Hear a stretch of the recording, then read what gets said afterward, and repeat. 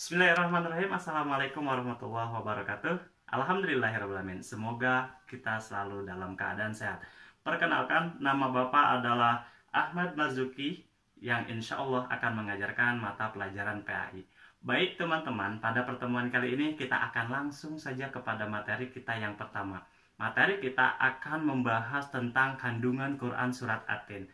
Dengarkan, tonton, dan simak dengan baik video yang akan menyampaikan tentang materi kandungan Quran Surat At-Tin berikut ini. Kandungan Surat At-Tin. Ayat pertama, Allah Subhanahu wa Ta'ala bersumpah menggunakan makhluknya, yaitu buah tin dan buah zaitun. Buah tin adalah buah yang enak dan lembut serta cepat dicerna. Ia menjadi obat yang banyak manfaatnya, memperhalus fisik, mengencerkan dahak, membersihkan ginjal, menghancurkan batu pada saluran air seni, menggemukkan badan dan dapat melonggarkan rongga hati dan limpa. Sedangkan buah zaitun adalah buah yang memiliki keistimewaan karena kandungan minyaknya yang berlimpah, sehingga dapat dipergunakan di daerah yang kurang memiliki minyak. Di ayat kedua, Allah Subhanahu wa Ta'ala bersumpah menggunakan Bukit Sinai. Bukit Sinai atau Gunung Sinai terletak di sepanjang penanjung Sinai, lintasan antara tanah Mesir ke Israel, Arab dan Mesopotamia. Gunung setinggi 2285 meter ini juga dikenal dengan nama Jabal Musa atau Gunung Nabi Musa, karena di tempat ini Nabi Musa menerima wahyu pertama dan diangkat menjadi Rasul. Pada malam Mi'raj, Rasulullah SAW berhenti sebentar di tempat ini dan melaksanakan sholat sebagai penghormatan beliau pada kesucian tempat tersebut. Ayat ketiga, kota yang aman adalah kota yang Mekah.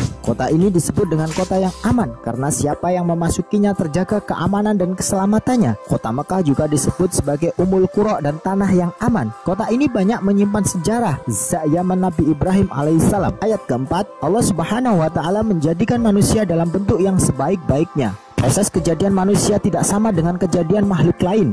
Manusia memiliki akal, jasmani, rohani, dan nafsu. Anggota tubuh manusia serasi dan seimbang sehingga tampak indah, cantik, dan memudahkan untuk melakukan kegiatan. Sedangkan hewan hanya memiliki jasmani dan nafsu saja. Manusia harus mampu menjaga keseimbangan yang dimilikinya agar supaya menjadi mulia. Apabila manusia mengutamakan nafsunya, maka ia turun derajatnya seperti hewan. Selain rohani, manusia dibekali dengan akal pikiran agar supaya dapat membedakan yang baik dan buruk.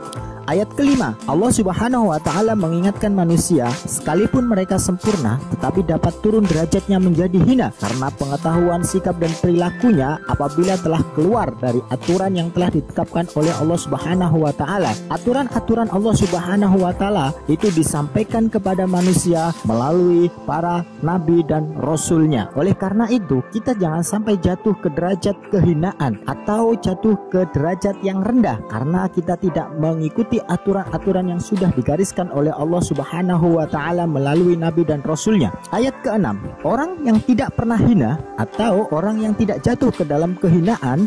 Dalam surat At-Tin ayat ke-6 ini Allah menjelaskan mereka yang beriman dan mau melaksanakan amal soleh. Syaratnya ada dua, yaitu orang yang beriman dan beramal soleh. Orang yang demikian itu akan selamat dari kehinaan dunia dan akhirat. Jadi orang yang beriman saja, memiliki akidah Islam saja, tetapi perbuatannya tercela, maka dia tidak selamat di akhirat kelak. Sebaliknya juga orang tidak beriman, tidak beragama Islam, tetapi amalnya baik, amalnya soleh, juga tetap tidak selamat kelak di akhirat. Oleh karena itu, menurut keyakinan orang Islam, menurut Allah Subhanahu wa Ta'ala, orang yang selamat di dunia dan di akhirat adalah mereka yang hatinya ada iman kepada Allah Subhanahu wa Ta'ala dan memiliki amal yang soleh. Ayat ke-7, pada hari kiamat nanti ada hari pembalasan terhadap perbuatan manusia yang baik dan buruk. Manusia seharusnya tidak meragukan adanya hari pembalasan itu karena Allah Subhanahu wa Ta'ala sudah menunjukkan bukti-buktinya. Allah memberikan akal kepada manusia untuk berpikir tentang ciptaan dan hati untuk merasakan iman. Allah sudah menciptakan makhluk yang rusak. Allah menciptakan makhluk yang bisa mati. Allah menciptakan makhluk yang hidup kembali juga. Berarti bisa dinyatakan bahwa besok akan ada hari pembalasan.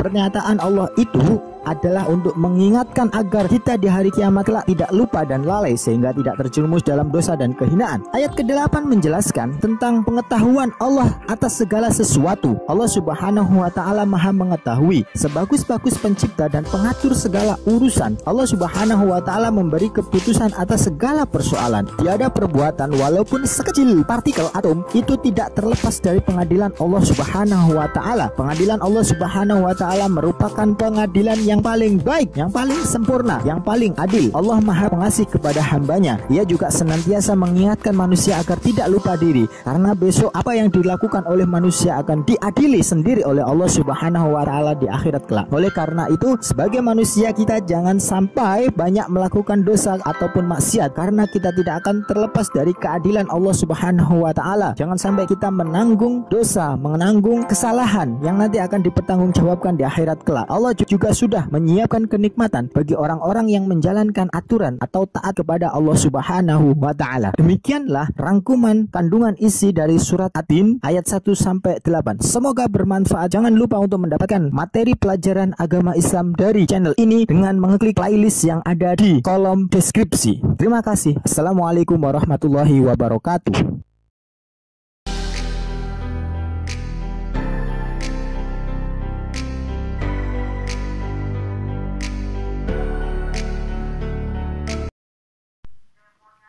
Nah, gimana guys tentang video tadi? Sudah jelas kan semuanya?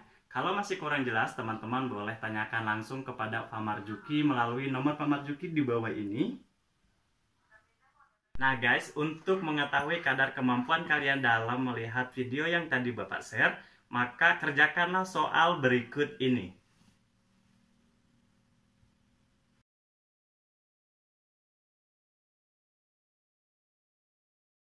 Terima kasih telah mengikuti pembelajaran Bapak pada hari ini. Semoga bermanfaat apa yang kita pelajari. Dan jangan lupa tugas tadi kirimkan langsung ke nomor Bapak ini. Syukron. Wassalamualaikum warahmatullahi wabarakatuh.